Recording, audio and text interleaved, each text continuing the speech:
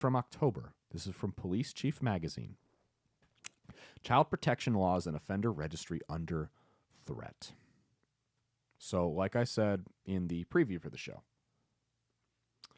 the American Law Institute has decided to take additional steps to protect the nation's most vulnerable members of the population, sex offenders. Significant changes to the U.S. Model Penal Code, MPC, the first in 60 years, could make it more difficult to prosecute those who sell or buy children for sex. Additionally, it would block public, including the victims and child-serving organizations, from having access to sex offender registries. These and other little-publicized revisions to the MPC were quietly approved on May 17th of 2022 by the American Law Institute, a nonprofit organization comprising of judges, attorneys, and law professors who provide legal recommendations to states to clarify, update, and standardize criminal laws. See what they're doing behind your back. Well, they're up. Oh, UFOs, Trump and a porn star, Machine Gun Kelly. They are making it legal to sell and fuck your kids while they distract you with that crap. The MPC was created in 1962 and has not been revised until now. Crazy how it wasn't revised until a pedophile took office. While modernization of the code was needed, the sexual assault chapter fails to recognize the modern ways in which children are sexually exploited. State legislatures aren't required to adopt the MPC, but historically have, in whole or in part. Judges use it to help interpret statutes when deciding cases.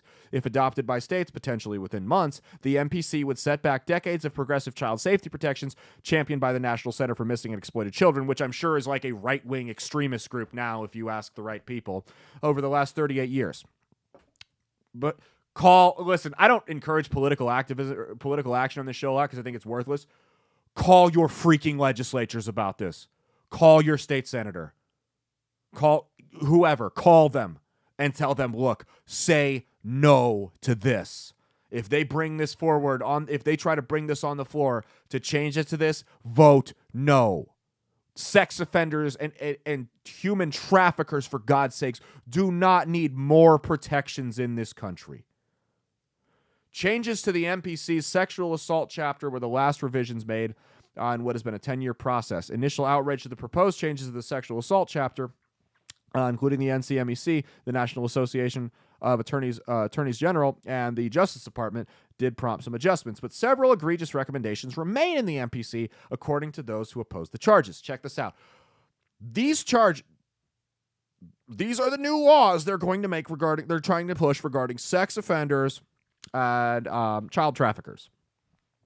Here's the first one. Buying or advertising a child for sex would not be prosecutable under the trafficking statute. Only under lesser crimes that would not require a sex offender registration. This is real.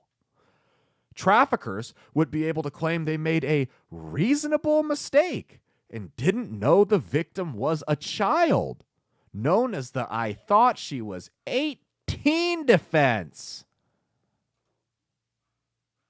I thought the bitch was white! That was inappropriate. I thought she was 18 defense. Public access to any information in the sex offender registry would be blocked. Currently, many people rely on the registry when deciding where to live and who their children can be with. There you have it. Remember when I said sometimes it's not this deep, dark Illuminati conspiracy? Sometimes they're just bad people that want to bang your kids. This is what I'm talking about. There is a concerted effort, and this isn't some wackadoo on Reddit. It's not some dude that's cuckoo for Cocoa Puffs. There is a concerted effort by the regime to normalize pedophilia. And they don't do it all right out in front of your face with the Cuties documentary. Oh, it's a little too soon for that. They do it like this, behind the scenes, slowly normalizing it, brick by brick by brick, until you don't even notice it. It snuck right up on you. And now your 13-year-old daughter's dating a 40-year-old, and there's nothing you can do. And if you got a problem with that, well, you're the bigot. This is where we're headed. buying or advertising a child for sex would not be prosecutable under the trafficking statute. Traffickers would be able to claim they made a reasonable mistake and didn't know the victim was a child. Who are these laws meant to defend? Listen, I understand the concept of having a balance in the criminal justice system. It can't all just be we have to crack down on every crime. But there is a little bit of a rule of thumb here. When you look at a law that you're proposing and you say, who's this going to, if we make this change, who's it going to hurt and who's it going to help?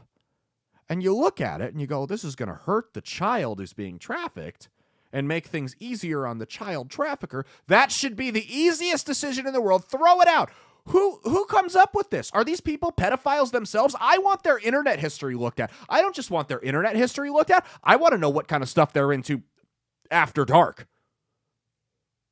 Because I'm telling you right now, the only person who would want to make it easier, who would want to make the punishments easier on someone who buys or sells a literal child for sex trafficking is someone who's doing it themselves. That's the only type of person I could think of that would want to make the punishments easier. We gotta lighten up, man. They act like it's someone smoking weed. Oh, we gotta lighten up. Come on. It's just child trafficking. I mean, come on. What do you, quit being such a prude. Well, you never have a little fun, live a little. Why am I talking like Bill Maher? Let's see here.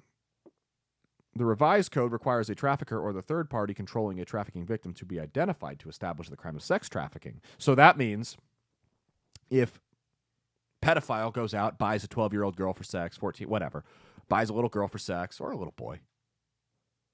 Pedophile gets busted in the act, after the act, whatever.